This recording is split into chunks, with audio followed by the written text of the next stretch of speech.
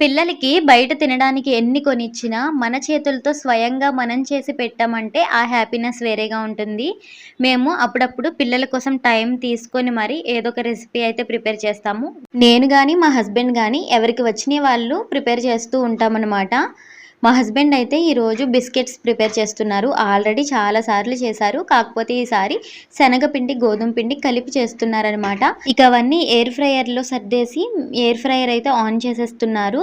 180 degrees దగ్గర 15 minutes అయితే మనకి టైం పడుతుందండి.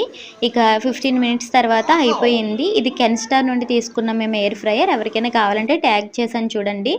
ఇక మా అబ్బీకైతే ఇస్తున్నాము. మా అబ్బి టేస్ట్ చేసి చెప్తాడనమాట ఎలా ఉందనేసి. మనం ఏం చేసినా మన పిల్లలు తిని అది బావుందని ఇష్టంగా తిన్నారంటే అప్పుడు మనకి ఇంకా హ్యాపీగా ఉంటుంది కదా! మీరేమంటారు? బయట ఫుడ్ బెటర్ అంటారా? ఇంట్లోనే ప్రిపేర్ చేసుకొని పెడితే బెటర్ అంటారా?